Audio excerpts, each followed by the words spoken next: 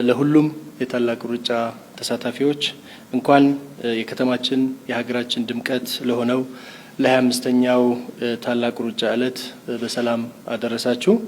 እንግዶቻችን እንኳን ወደ የዓለም አይን ማረፊያ ውቢቷ አዲስ አበባ በሰላም መጣችሁ ማለት እንፈልጋለን።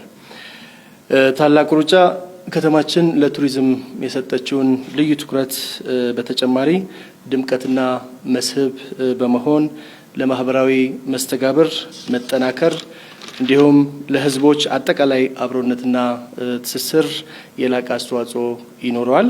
ታላቁ ሩጫ ላለፉት በርካታ ዓመታት የኢትዮጵያን ውበት የከተማችን አዲስ አበባን ውበት በድምቀት ለዓለም ሲያስተዋውቅ ቆይቷል። አሁን ደግሞ አምራ ባበበችው ባማረችው በደመቀችው ከተማችን አዲስ አበባ ሲካሄድ ከተማችን ይበልጥ የቱሪስት መዳረሻ እንድትሆን የሁነት የኮንፈረንስ ማዕከልነቷን እንድታረጋግጥና እንድታልቅ ከፍተኛ አበርክቶና አስተዋጽኦ ይኖራል።